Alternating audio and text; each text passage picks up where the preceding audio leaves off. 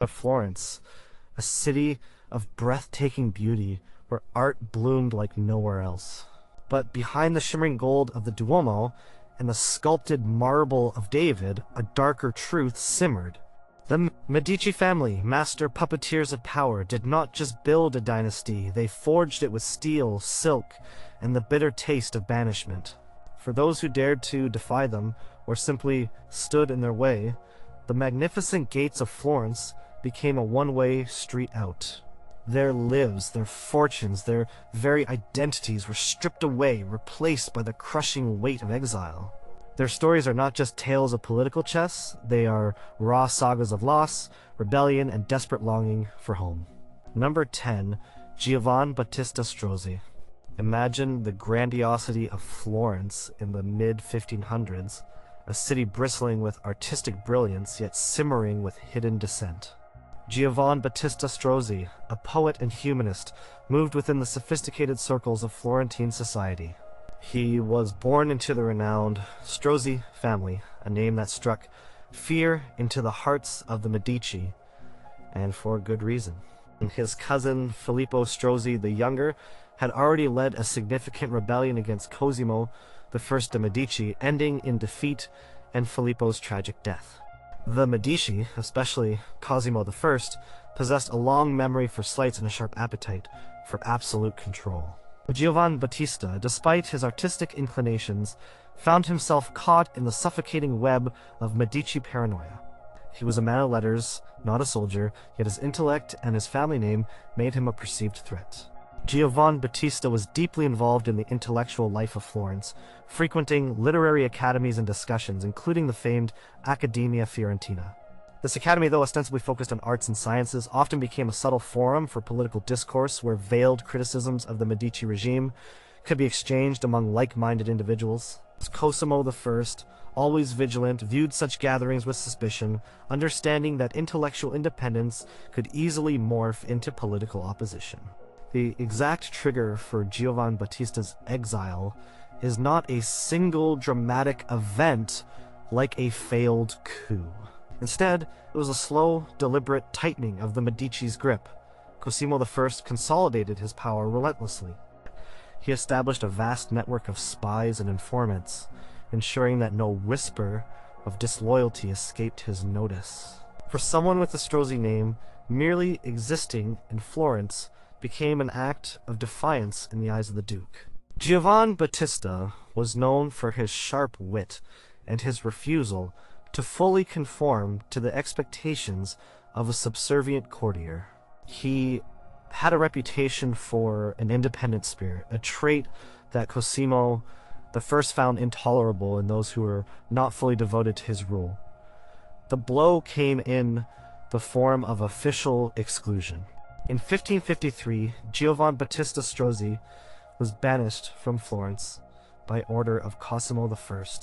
This was not a physical expulsion by force, but a decree that stripped him of his civic rights and forbade him from residing within the city walls or its territories. His properties might not have been seized immediately, but his ability to participate in public life, to associate freely, and to pursue his literary endeavors in the heart of his homeland was crushed. The decree effectively branded him a political undesirable, a warning to others who might harbor independent thoughts. Contemporary records from the Florentine archives indicate that Cosimo I was particularly harsh on any surviving members of families that had opposed him, irrespective of their direct involvement in plots. Life in exile for a man of letters like Giovan Battista was a profound isolation. He spent much of his time away from Florence, finding refuge in Venice, a city known for its relative freedom and vibrant publishing industry. In Venice, he continued his literary work, writing poetry and corresponding with fellow intellectuals. He channeled his frustrations and longing into his art. His sonnets, which he continued to compose, often reflected themes of solitude and the transient nature of power, subtly hinting at his personal experience without directly attacking the Duke. Historian Robert C. Davis notes that Venice served as a haven for many Florentine exiles, providing an environment where they could continue their intellectual and political pursuits, albeit at a distance. But Giovan Battista yearned for a return to his beloved Florence.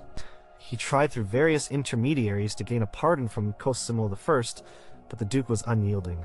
The memory of the Strozzi rebellion and the Duke's determination to crush any potential threats to his absolute authority meant that few exiles from prominent families ever received a genuine reprieve. Giovan Battista died in Venice in 1571, never having set foot in Florence again. His exile was a quiet tragedy, a testament to the suffocating power of the Medici regime, which sought not only to conquer lands and armies, but also to silence dissenting voices and break independent spirits. His literary legacy, however, endured, his poems continuing to be read and admired, a silent defiance against the tyranny that had driven him from his home. Number 9. Antonfrancesco Grazzini, Il Lasca. Florence in the mid-16th century was a city under the watchful eye of Duke Cosimo I. While the Renaissance reached new heights under his patronage, artistic expression often came with a price loyalty. Antonfrancesco Grazzini, known by his academic nickname Il Lasca, or the Roach, was a witty and prolific playwright and poet. He was one of the founding members of two influential Florentine literary academies, the Accademia degli Umidi, Academy of the Humid Ones, and later the Accademia Fiorentina. These institutions were meant to foster cultural development, but like many intellectual circles, they also became hotbeds for personal rivalries and subtle political maneuvering. Grazzini, a man of strong opinions and a sharp tongue, often found himself in the midst of these squabbles. Grazzini's talent lay in his vivid portrayal of Florentine life, often through satirical plays and comedies that captured the essence of local dialect and customs. He was a master of the novella, short stories brimming with humor and social commentary. But his independent spirit and his sometimes caustic wit proved to be his undoing in the increasingly centralized and controlled environment of Cosimo I's court.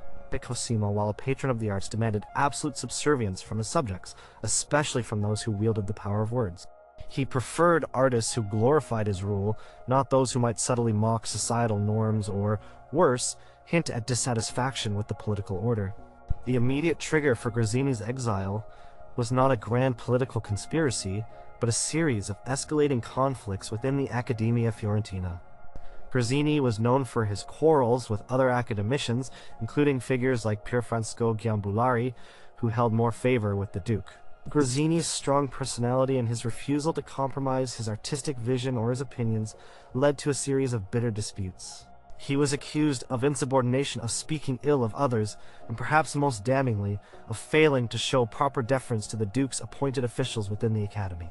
Contemporary chronicler Benedetto Varchi recorded many of these internal squabbles, highlighting the intense rivalries and the increasingly political nature of the academies under Medici rule. In 1547, the conflict reached its peak. Cosimo I, who had become the capo, or head of the Accademia Fiorentina, intervened directly. He was tired of the incessant bickering and saw Grazzini's defiant attitude as a challenge to his authority, even in a seemingly minor cultural institution. Cosimo viewed the academies as tools for cultural propaganda and social control, and Grazzini's independent streak ran counter to this vision. A decree was issued, not just expelling Grazzini from the Accademia Fiorentina, but also banishing him from Florence itself. This was a clear sign that the Duke would tolerate no form of dissent, however small or seemingly irrelevant, from any influential figure. It was a humiliating public rebuke for a man who prided himself on his intellectual standing within the city. Grazzini's exile was not a long, arduous journey across distant lands. He was banished to a nearby town, San Casciano, in Val di Pesa, a short distance from Florence. This proximity made his banishment all the more poignant. He could see the hills of Florence, the city that was his home, but he was forbidden from entering its gates. It was a constant, tantalizing reminder of what he had lost. In San Casciano, he continued to write, producing some of his best work, including the Canti Carnascialeschi carnival songs, and his famous Licini, or The Suppers, a collection of novellas. These works show his continued connection to Florentine life and culture, even as he was physically separated from it. He also continued his linguistic studies, passionately advocating for the use of the Florentine vernacular in literature. His commitment to the local dialect, a symbol of Florentine identity, might have been a subtle form of resistance against the more imperial aspirations of the Medici. For 7 years, Grazzini endured his exile. He missed the vibrant intellectual debates, the camaraderie of his fellow writers, and the simple pleasures of Florentine city life. He relied on correspondence to stay connected with friends and colleagues who remained within the city walls. His experience highlighted the fragility of intellectual freedom under an autocratic ruler. Eventually, through persistent appeals and the intervention of influential friends, particularly those who vouched for his loyalty and artistic value, Grazzini received a pardon. In 1554, he was allowed to return to Florence. He continued his literary pursuits, though perhaps with a newfound caution. He did not achieve the same level of prominence within the official academies, but his work continued to be widely read and performed. Grazzini lived out the rest of his life in Florence, dying in 1584. His exile, though geographically short, was a stark reminder of the long reach of Medici power, demonstrating that even a poet's sharp tongue could provoke the wrath of the Duke and lead to the painful severance from one's beloved home. Number 8. Giovan Ridolfi. Florence, in the mid-16th century, was a city firmly in the grip of Cosimo I of Medici. After years of civil strife and political instability, Cosimo had brutally crushed all opposition and established himself as Duke. But even with his iron fist, shadows of resistance lingered among the old Florentine aristocratic families, many of whom resented the Medici's rise and the loss of the Republican liberties. Giovan Ridolfi hailed from one such family, the Ridolfi, a venerable lineage with deep roots in Florentine history, whose power and influence predated the Medici and often clashed with their ambitions. He was a man steeped in the traditions of the old republic, accustomed to the idea of shared governance rather than absolute rule. Giovan Ridolfi, unlike some of the intellectual exiles, was a more direct political opponent of Cosimo I. He represented the enduring republican sentiment that refused to die out in Florence despite Cosimo's overwhelming power. The Ridolfi family had a history of intertwining themselves with the highest echelons of Florentine society and had long been involved in the city's complex political landscape. Their name alone carried weight, and their continued presence, even if outwardly submissive, was a quiet challenge to Cosimo's singular authority. Giovan Francesco was particularly active in discussions among disaffected nobles, lamenting the lost republic and hoping for a return to former glories. The spark for Ridolfi's exile ignited from the simmering resentment among the Florentine fuoriusciti, or exiles, who longed to overthrow Cosimo I and restore the republic. These exiles gathered in various Italian cities, particularly in Rome and Venice, plotting their return. Giovan Ridolfi was not a lone wolf. He was part of a broader conspiracy that aimed to assassinate Cosimo I. This plot, known as the Ridolfi conspiracy, though more accurately, a network of plots involving several prominent families, was the most serious attempt to destabilize Cosimo's rule after he had consolidated power. The motivations were clear: a deep-seated hatred for the Medici tyranny and a desperate desire to resurrect the Florentine Republic. The exact details of the plot were uncovered through Cosimo's extensive spy network, an efficient and ruthless intelligence apparatus that permeated every level of Florentine society and extended into foreign courts where exiles congregated. Informants, promises of reward, and brutal interrogation techniques were all part of Cosimo's arsenal to uncover dissent. The conspiracy involved prominent figures, including members of the Strozzi family and other Republican sympathizers. When the details of the assassination plot against Cosimo I came to light, it sent shockwaves through Florence. The Duke reacted with characteristic swiftness and brutality, intending to make an example of those who dared to challenge him directly. Records from the Ducal Archives show Cosimo's meticulous instructions for identifying and prosecuting the conspirators. Giovan Ridolfi managed to escape the immediate dragnet. He fled Florence before Cosimo's agents could apprehend him. This flight marked his formal exile. He could not return to his home, his family, or his properties without facing immediate arrest and execution.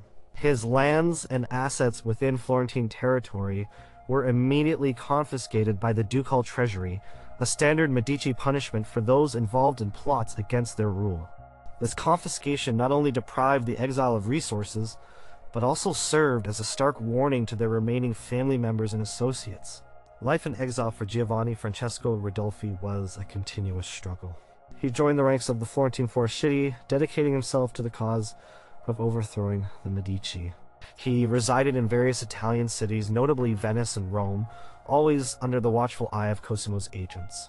The exiles, while united in their hatred for the Medici, were often plagued by internal divisions, lack of funds, and a constant fear of infiltration.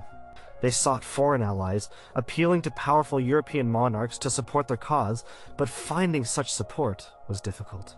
European powers often preferred stability, even under a tyrant like Cosimo, over the chaos of a Republican uprising. The historian J.R. Hale, in his studies of Renaissance warfare, often describes the precarious existence of such exiled political groups, constantly scheming but rarely successful.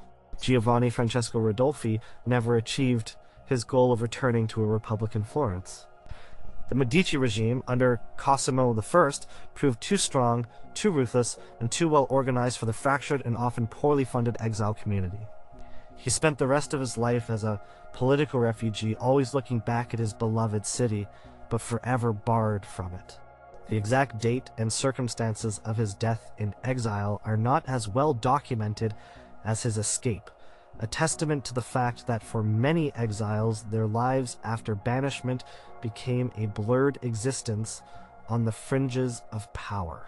His story is a poignant example of the desperate, often futile struggle of the old Florentine aristocracy against the inexorable rise of Medici tyranny, and how the price of direct opposition was often perpetual banishment and the loss of everything they held dear. Number 7. Bernardo Rucellai. The late 15th century and early 16th century in Florence was a period of immense political upheaval. The Medici family, while powerful, were not unchallengeable. Bernardo Rucellai was a prominent Florentine statesman, diplomat, and humanist, a figure who embodied the intellectual and political elite of the city. He was married to Nannina de' Medici, Lorenzo the Magnificent's sister, which placed him firmly within the Medici orbit. He was a trusted advisor to Lorenzo, a significant figure in Florentine diplomacy, and a patron of the arts and letters. His famous Orsolari Gardens became a hub for intellectual discourse, attracting leading humanists, poets, and philosophers of the era, including Niccolò Machiavelli. Rucellai's position as a Medici in law and confidant meant he saw the inner workings of their power.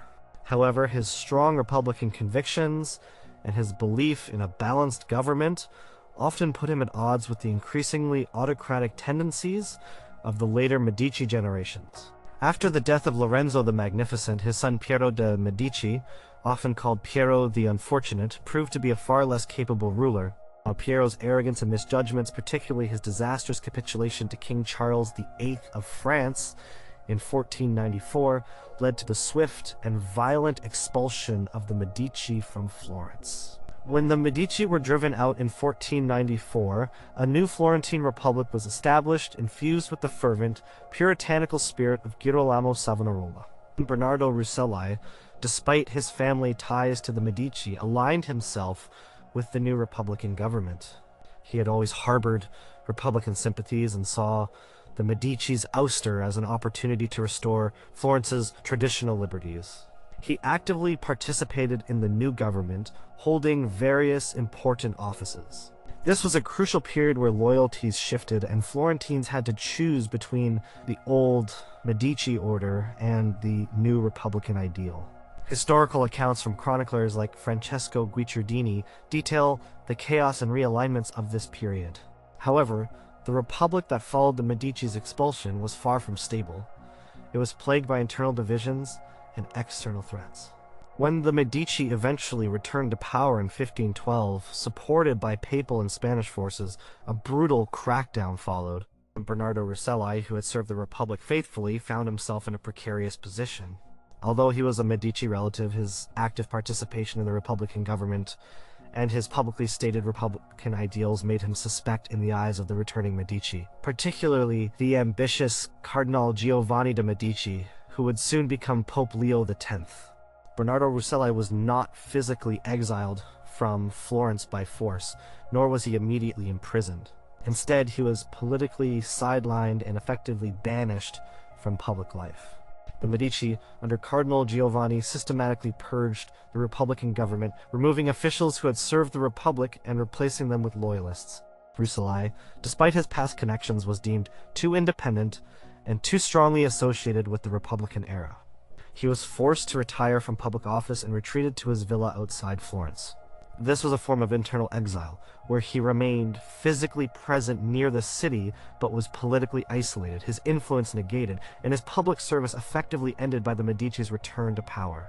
The Medici's cunning approach often involved discrediting or marginalizing opponents rather than outright execution, especially if they had influential connections. In his exile at his villa, Rucellai dedicated himself entirely to his intellectual pursuits. He continued to host gatherings in his orsolary gardens, where discussions of history, philosophy, and politics flourished. It was during this period that Niccolò Machiavelli, also sidelined by the Medici, became a regular visitor and participant in these intellectual debates. Rucellai completed his historical masterpiece, De Urbe Roma, and other works, analyzing the decline of the Roman Republic and subtly reflecting on the contemporary political state of Florence. These intellectual endeavors served as a way for him to continue engaging with the political ideas he deeply believed in, even though he was barred from active participation. The historian Felix Gilbert often highlights the importance of these intellectual circles as places of continued Republican thought during periods of Medici dominance. Bernardo Rucellai died in 1514, just 2 years after the Medici's return and his political banishment. His passing marked the end of an era for a distinguished Florentine who navigated the treacherous waters of Medici power and Republican ideals.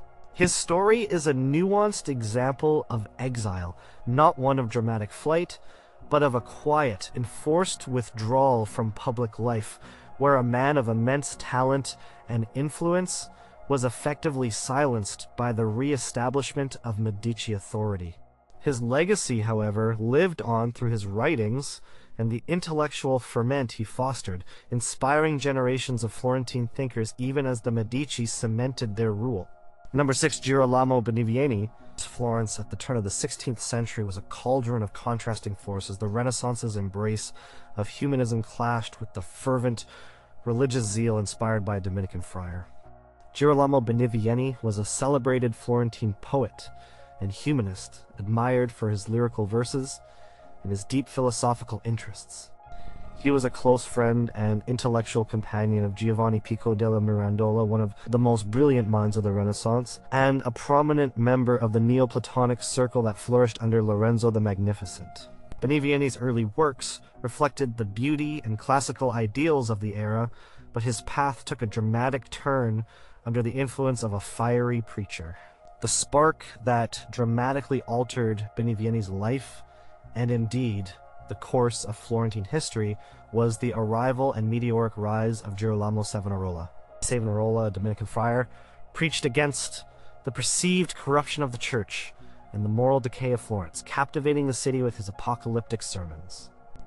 He condemned the luxury and secularism of the Renaissance, including many of the very artistic and intellectual pursuits that Benivieni had championed. Surprisingly, Benivieni, along with Pico della Mirandola, became one of Savonarola's most ardent and influential followers. He was drawn to the friar's message of spiritual reform and social justice, seeing it as a necessary cleansing for the city.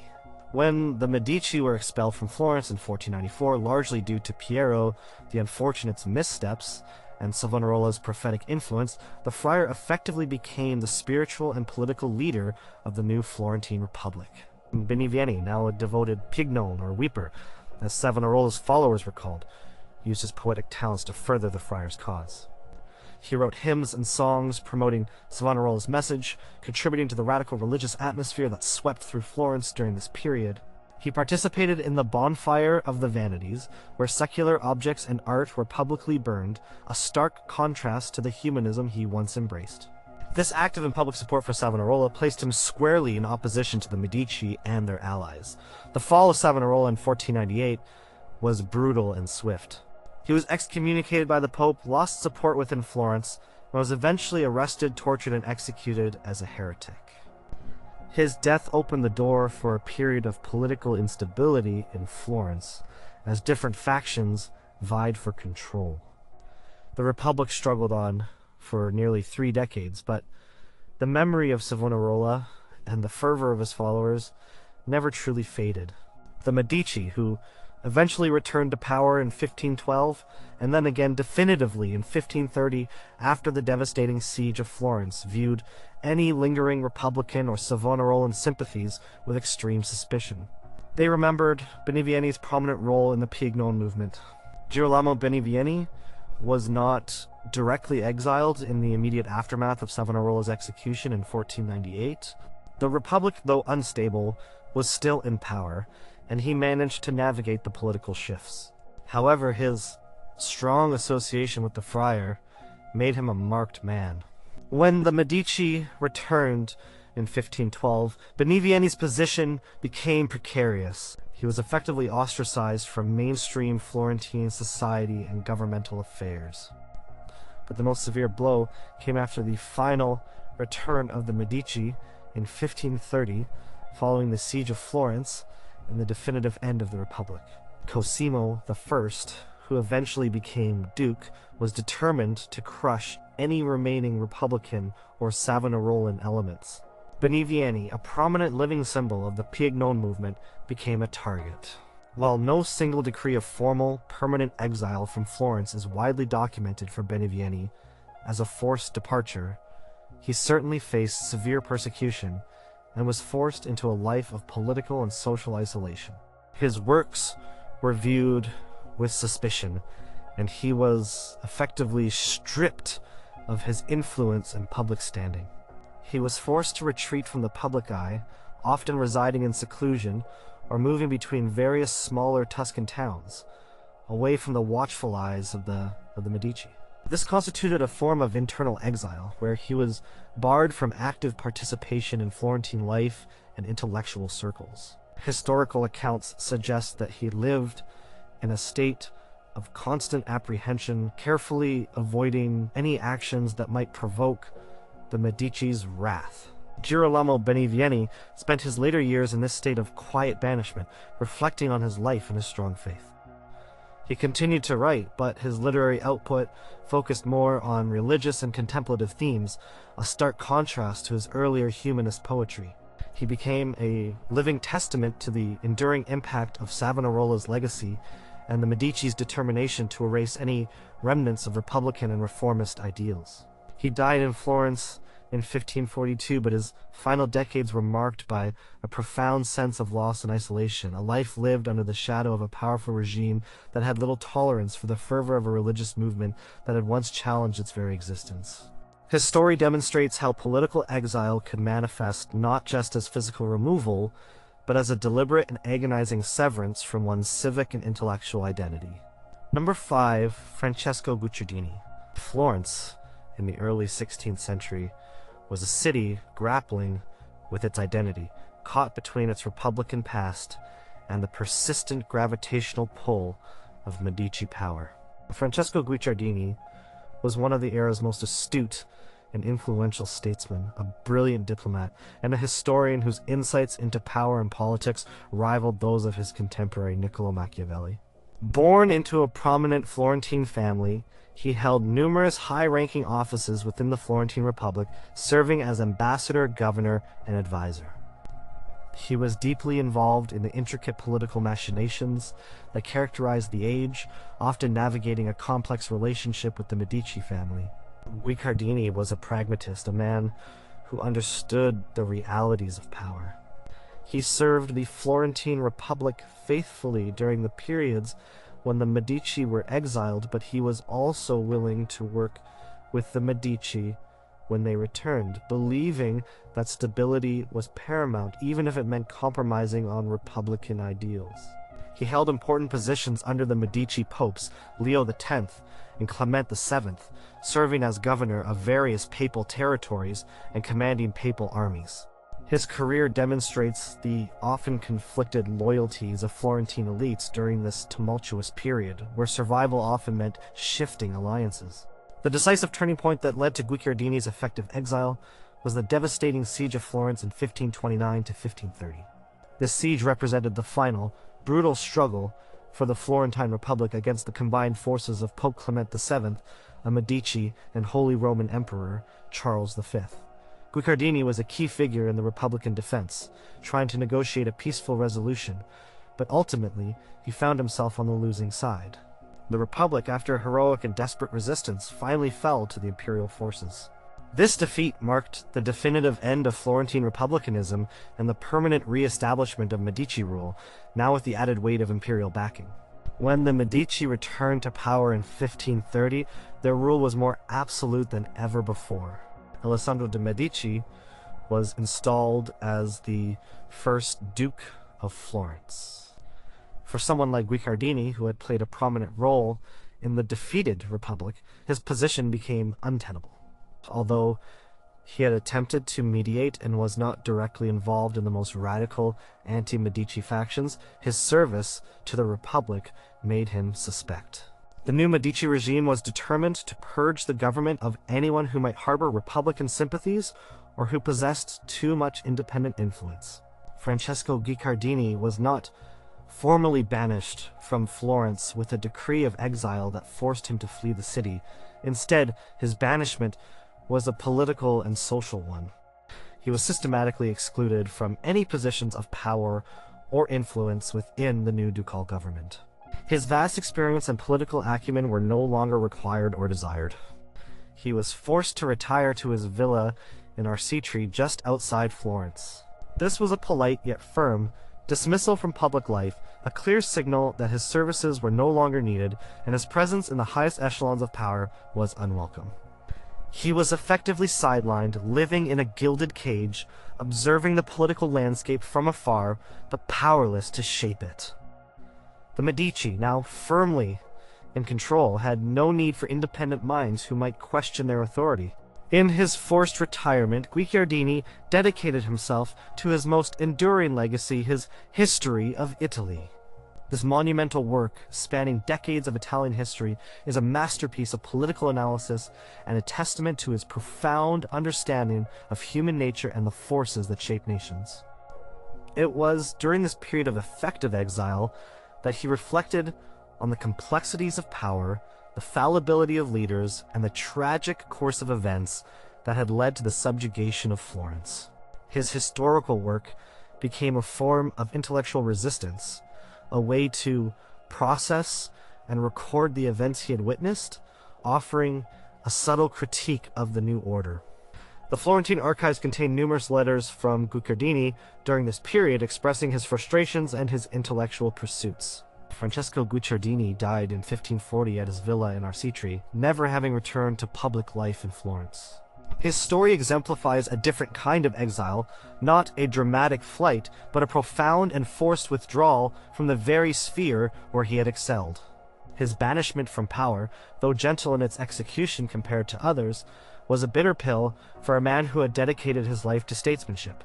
His enduring legacy, as a historian, however, cemented his place in history, offering future generations an unparalleled insight into the political realities of his turbulent age, a reality shaped in part by the very Medici power that had exiled him from public life.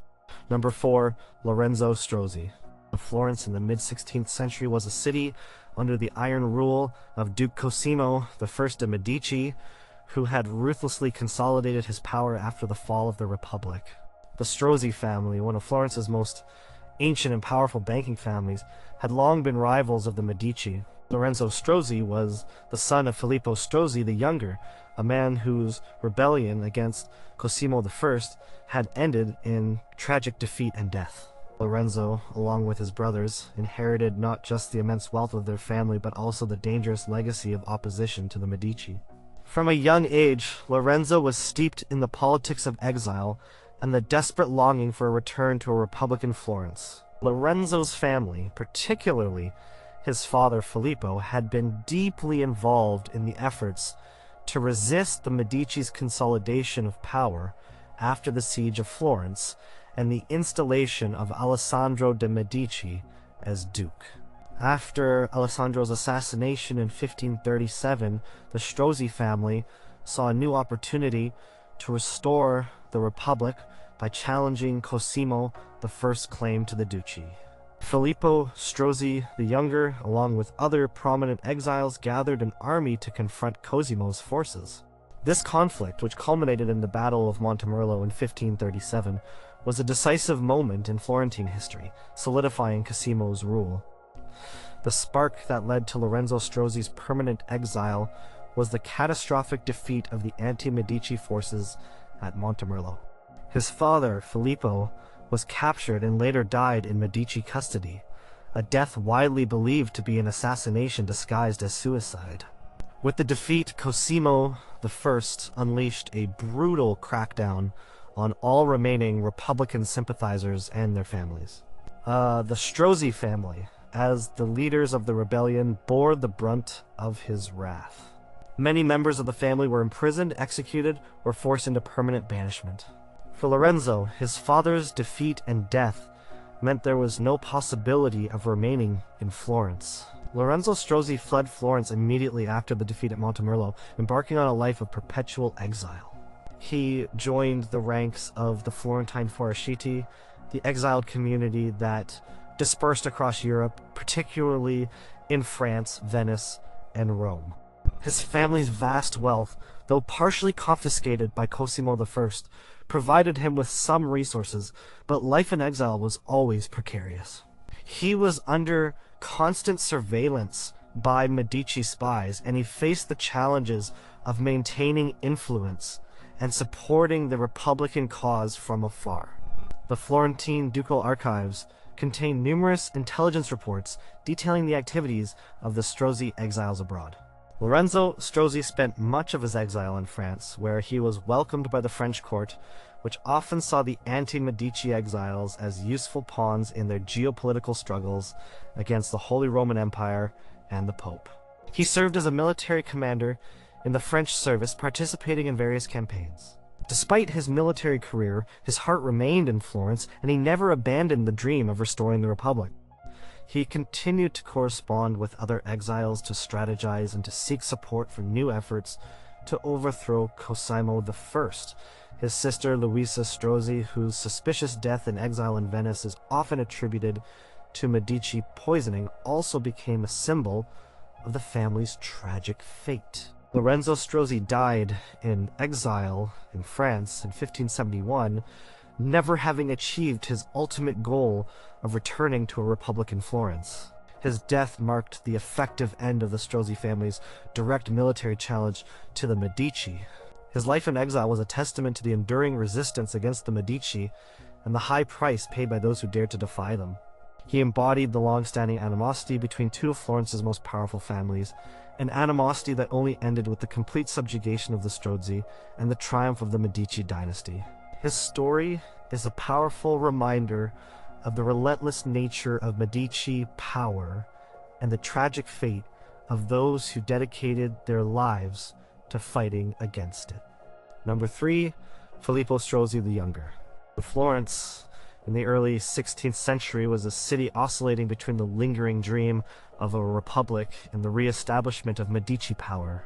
Filippo Strozzi the Younger was not just any Florentine noble, he was one of the wealthiest bankers of his age, a man whose vast fortune and extensive network of contacts stretched across Europe. He was a cousin by marriage to the Medici, a complicated relationship that saw him initially allied with them, even supporting their return to Florence in 1512. However, his strong Republican sympathies and his immense personal influence made him a dangerous figure in the eyes of the ambitious new generation of Medici rulers. Filippo Strozzi's political career was a turbulent one. He held various important offices in the Florentine Republic during the periods when the Medici were out of power. He was an astute politician and a skilled diplomat, deeply invested in the economic and political stability of Florence.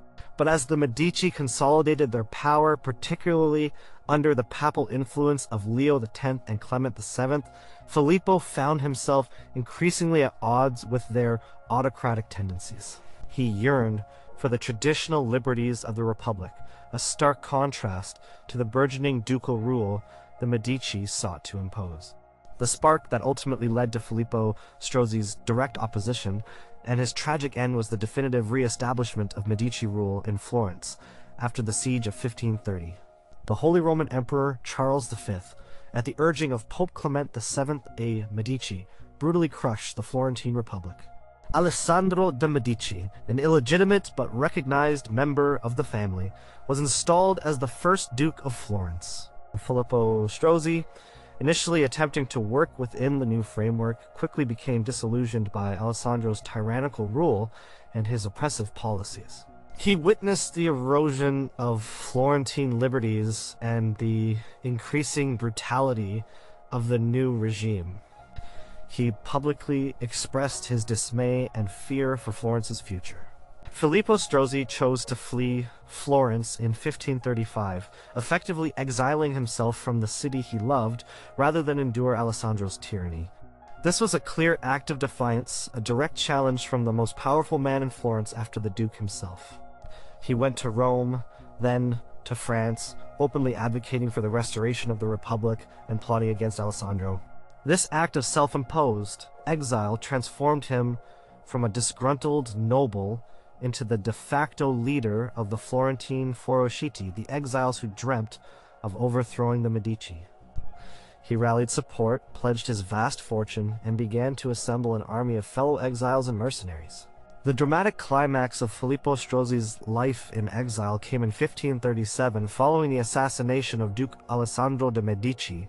Seeing a window of opportunity, Strozzi, along with other prominent anti-Medici figures like Baccio Valori and Alamanno di Salviati, marched towards Florence with an army, hoping to spark a popular uprising and restore the Republic. However, their hopes were dashed at the Battle of Montemerlo. The hastily assembled Republican forces were decisively defeated by the Medici army, led by the young Cosimo I, who quickly proved himself a formidable and ruthless leader. The defeat was crushing, ending the last serious military challenge to Medici rule for decades. Filippo Strozzi was captured at Montemerlo. He was taken to Florence and imprisoned in the Fortezza da Basso, the very fortress he had helped to build. Cosimo I, determined to eliminate any lingering threats, tortured Filippo mercilessly, attempting to extract confessions and implicate other powerful families. After months of brutal interrogation, Filippo Strozzi was found dead in his cell in December 1538. While officially declared a suicide, historians widely believe he was murdered on Cosimo's orders. His death, however, did not extinguish the memory of his defiance. He became a martyr for the Republican cause, a symbol of resistance against Medici tyranny. His exile was not a long, lingering absence from home, but a desperate flight that ended in a tragic confrontation. The fate of Filippo Strozzi, the younger, served as a chilling warning to anyone contemplating opposition to the now unchallengeable Medici power. Number 2. Niccolo Machiavelli. Florence, at the dawn of the 16th century, was a crucible of political experimentation and instability. Niccolo Machiavelli, whose name would become synonymous with political realism, served the Florentine Republic during a tumultuous period. He was a diplomat, a military strategist, and a keen observer of human nature, rising through the ranks of the Republican government to become the second chancellor, a position of considerable influence in foreign affairs and defense. He believed passionately in the ideals of the Republic and dedicated his life to its preservation, even organizing a citizen militia to defend Florence against foreign invaders. Machiavelli's career was inextricably linked to the fortunes of the Florentine Republic, which had been re-established after the expulsion of the Medici in 1494. He served under the leadership of Piero Soderini, the Gonfalonier for life, for nearly 14 years. During this time, Machiavelli undertook numerous diplomatic missions across Europe, encountering powerful rulers like King Louis XII of France and Emperor Maximilian I, and witnessing firsthand the brutal realities of power politics. These experiences profoundly shaped his political theories, which he would later articulate in his groundbreaking writings. The spark that led to Machiavelli's abrupt and devastating political exile was the return of the Medici to Florence in 1512. After years of struggling against foreign invasions and internal divisions, the Florentine Republic was finally overthrown by a coalition of papal and Spanish forces. The Medici, led by the ambitious Cardinal Giovan de' Medici, who would soon become Pope Leo X, marched back into Florence, eager to reclaim their former power and punish those who had served the Republic.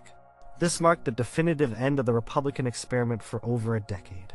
When the Medici returned, a systematic purge of Republican officials was immediately carried out. Niccolò Machiavelli, as a prominent figure in the Republican government, was swiftly dismissed from all his offices.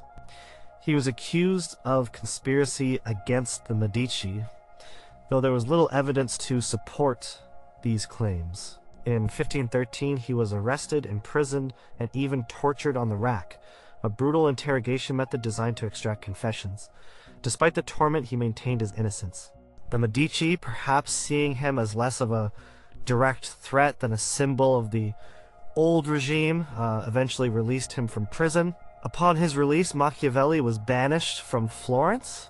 This was not a physical expulsion to a distant land, but a decree that forbade him from entering the city walls and confined him to his small estate, Sant'Andrea in Perquisina, just a few miles south of Florence.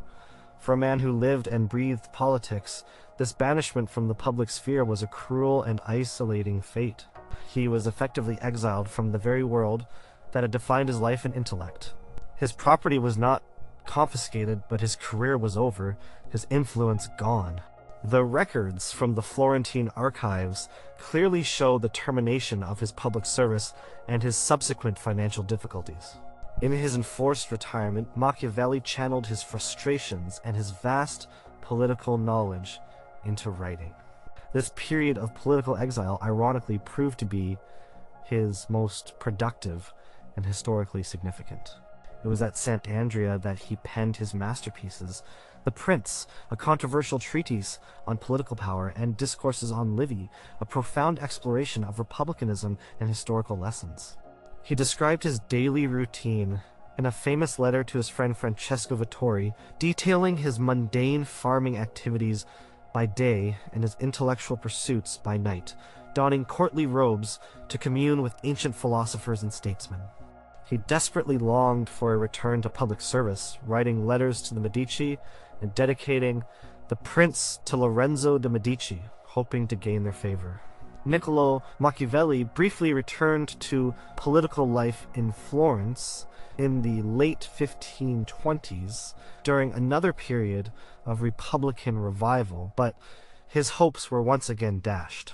After the final fall of the Republic and the re-establishment of the Medici as dukes in 1530, he was once again sidelined.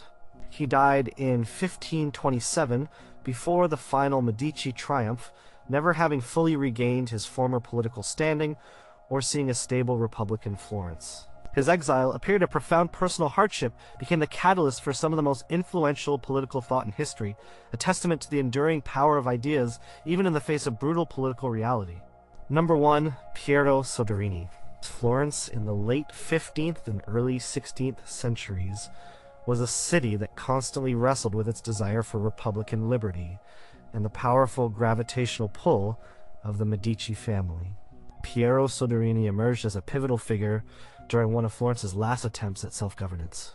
He was a respected statesman from an ancient Florentine family known for his integrity and commitment to republican ideals. After the expulsion of the Medici in 1494 and the turbulent period dominated by Girolamo Savonarola, Florence sought a more stable form of government. In 1502, Soderini was elected Gonfalonier for life, a position akin to a lifelong head of state, intended to provide the Republic with consistent leadership and prevent the infighting that had plagued it.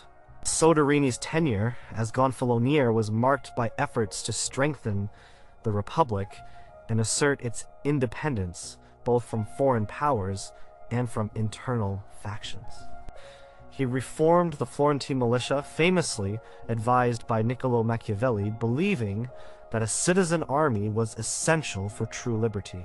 He navigated treacherous diplomatic waters, attempting to maintain neutrality in the ongoing wars between major European powers, particularly France and Spain. He championed a more inclusive form of republicanism, often clashing with the more aristocratic families who desired a return to a narrower oligarchy. His goal was to create a strong, stable, and truly independent Florentine state. The spark that led to Soderini's downfall and exile was the relentless ambition of the Medici family, who never truly gave up on reclaiming Florence and the shifting tides of European power politics. After the death of the warrior Pope Julius II, his successor Pope Leo X was none other than Cardinal Giovan de' Medici, son of Lorenzo the Magnificent. The Pope Leo X immediately set his sights on restoring his family's rule in Florence. He formed an alliance with Spain and dispatched a powerful army led by his brother Giuliano de' Medici and the Spanish viceroy of Naples, Ramon de Cardona, to march on Florentine territory. The Florentine Republic, under Soderini, bravely attempted to resist. However, its citizen militia, though an admirable innovation, was no match for the seasoned professional armies of the papacy and Spain. The Medici forces easily broke through Florentine defenses, devastating the town of Prato in a brutal sack that sent shockwaves of terror through Florence. The fall of Prato demonstrated the Republic's military weakness and the overwhelming power of the Medici-backed coalition. Faced with the imminent threat of a similar fate, the Florentine aristocracy, fearing for their lives and property, abandoned Soderini. Many prominent families who had secretly longed for the Medici's return now openly conspired against the Gonfalonier. Piero Soderini was forced to flee Florence in late August 1512. A coup orchestrated by the pro-Medici factions within Florence led to his overthrow. He escaped the city under the cover of night, abandoning his lifelong dream of a stable republic. His flight marked the end of Florence's relatively independent republican experiment and the return of the Medici, who would quickly reestablish their dominance.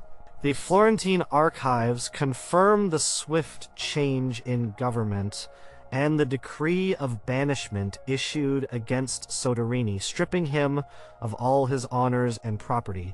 Soderini sought refuge in various Italian cities. Initially, he went to Ragusa, a neutral republic on the Adriatic coast. His life in exile was a constant struggle.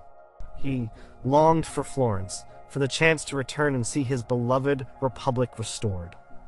He corresponded with Niccolò Machiavelli, who remained a loyal friend despite his own hardships, exchanging letters that reflected their shared despair over Florence's fate. Soderini spent years in a kind of political limbo, a former head of state, reduced to a refugee, always hoping for a shift in fortunes that would allow him to return home. The historian Maurizio Veroli emphasizes Soderini's commitment to Republican ideals and his tragic isolation and exile. Eventually, through the intervention of powerful friends and a grudging acceptance by Pope Leo X, Soderini was allowed to move to Rome. He lived there under the watchful eye of the Medici Pope in a state of quiet and dignified banishment.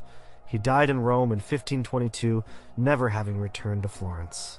His death came just 5 years before the brief Republican revival in Florence in 1527, a fleeting moment of hope that he did not live to see.